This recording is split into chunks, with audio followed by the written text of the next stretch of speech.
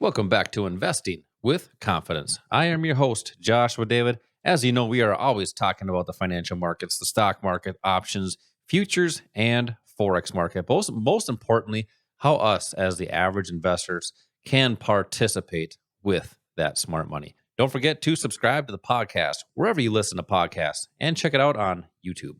As we get into this final topic in the last segment of the show here today for this week, we alluded to the fact of how fees can really it's devastating to retirement accounts. As Al talks about every single week, it's like having a bucket filled with water, but having holes in that bucket, and those holes is basically draining the fees and the capital out of your retirement accounts. Now, more and more people are seeing that those fees are there, because I've had some conversations with some friends recently where markets have been up, but their accounts haven't really done a whole lot. And a lot of times it's just the contributions is what's getting a lot of That's right. the action in the accounts. Now, how does that happen? Why are these fees so high for one? And people think, well, I only get paid a 1 or 2% fee. That's actually very high. Why are they so high? And what are some of the things that we can do as an average investor to potentially lower or even eliminate those? Well, most people, whatever they think their fees are, they're probably really underthinking what they are. They're probably much higher than you think. But think about it. If you're in mutual funds, what kind of cost do the mutual fund companies have? Do you think that a mutual fund manager is a minimum wage job? Far from it. They're probably in the, maybe in the $1 million plus range. They don't work alone. They have teams of people. Oftentimes when you see ads, you'll see a group of 4 or 5 distinguished looking people are standing around. They're making these decisions. Great commercials, though. They're all getting paid. And by the way, who do you think's paying for the commercials? Their clients. Their clients are. So, there's legal fees, administrative fees, transaction fees, the marketing fees, things that you probably never see that add up. So some people think, well, I'm only paying around a percent or maybe 0.75%. That's really on the low side. When you look at the all-in cost, it could be closer to 4 or 5%. But what are you getting for that kind of fee? Let's just say it's around 2%. Let's look at that as kind of an average. Over the course of your working years, that might cost you 40 to 50% or more of what you could have in your account. That's a big number. For some people, that could be several $100,000. Well, and the problem is that you also are being put into an investment asset that has mediocre returns. Mutual funds are so spread out that oftentimes the upside potential is muted. And certainly the downside potential, the downside hit is muted also. But on the upside, you're missing out maybe on some of the potential returns that would be more likely possible if you were managing your own assets and had access to maybe some of the leverage assets we talked about or individual stocks. We're seeing a point in time now where the markets going forward are probably going to be kinder to people that are investors, that are stock traders, that know how to make individual decisions, not based on something like a mutual fund or a much larger all-encompassing type of a thing, maybe even an index funds. The S&P 500 is made up of 11 different sectors that cover pretty much every part of the economy.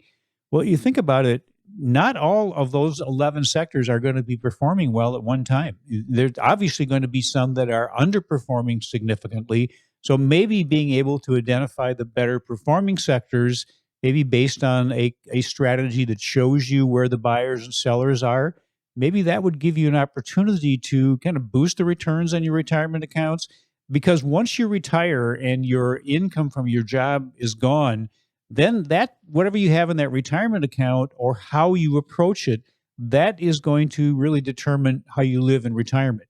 And by approaching it, I mean maybe looking at that retirement account, learning how to generate income off of it, and then also to grow it and protect it at the same time. Well, just to give another example of that 1 or 2% fee that people are paying. I mean, let's say someone's in their 50s or their 60s. That's still earning potential in their working years. That's a potential of tens of thousands of dollars they're missing out on in retirement. Now think about that. If you're missing out on that, that's a whole different lifestyle. So, Al, as we kind of continue this discussion about retirement and fees, there's a lot of, I guess, average investors, we'll call it, the public, that they're not really in the market, but they are invested in the market with 401ks and Right. IRAs. They are in the market, but they are more, it's more of a passive. They let their guy or they let their gal take care of it. And some of them, they, feel they're good friends, right? But the fact of the matter is that's a business. That business has to create return, or they have to make money in that Sure. business They got a bottom line to deal with. as advisors, right? So they have their best interest. Now, how does one get started? Say somebody does want to self-direct their own accounts, have their best interest in their future, and really take that over. How does somebody do that? Yeah, well, coming to one of these classes is a great way to start, and it will help you go through, what the steps are to be able to do that. But it starts with understanding that you don't have to just put money into your employer-sponsored retirement plan. Certainly you want to put money into it to get the match that's there, but once you've reached that level, any additional money you put in that's not matched, what our students do, a lot of our students do, is set up a self-directed IRA, and then instead of putting that money into a 401k where you're probably putting it into more mediocre type returns, you're paying fees on it, put that money into a self-directed IRA where you don't have the fees. You have many more choices. It's not, if you want to invest in mutual funds, you certainly can, but you have choices. You have individual stocks. You have the leveraged assets we're talking about. You have the ability to protect your portfolio. You have the ability to participate potentially beneficially when the market's going down or the market's going sideways. Those are all things that are beneficial to you. You might be saying, well, I don't know how to do that. Well, first of all, in your 401ks, 403bs, you're already making the decisions there. And certainly you're not born with the knowledge to be able to do this, but that's a teachable thing. The knowledge is there. We can give you all the knowledge, but then we'll also take it a step further, which is the most important step. That's helping you develop the skills to be able to do this with confidence, and then also have access to help when you need it. And I said when, not if, because at some point in time, you're going to need some advice. You're going to need some guidance and counseling. That's what the OTA, Online Trading Academy, really excels at.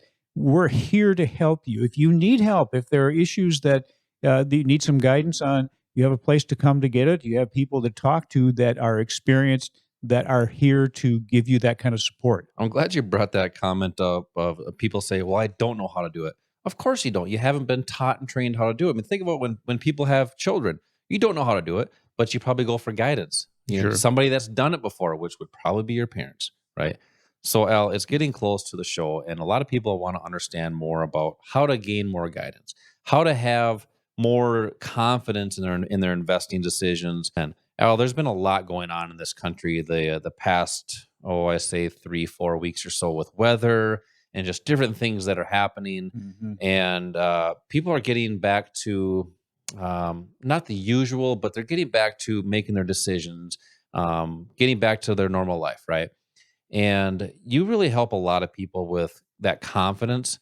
And that words of wisdom really helps people with saying, hey, I can do something different. Sure. Let's hear some words of wisdom today, and let's encourage people to get started in these markets. Yeah, one of our goals for you, the people listening, is to level the playing field and really lower the self-confidence barriers to entering the markets, making it accessible to everyday people, not just the pros. There's too many people that live on autopilot, kind of with the same thoughts, the same routine, basically just getting life done. That makes it hard, if not impossible, to awaken and realize your potential. Why not make trading? Yeah, stop. Just keep going. Okay. Why not make trading? Oh, fuck. Okay. Oh, okay. Why not make today the day you think and act differently, and give yourself the chance to make a change? If you feel like you're stuck with that status quo, you got to do something different. And a lot of things that we're talking about, they're not new, they're just different. Same time, same place next week. Until then, retire young, my friends.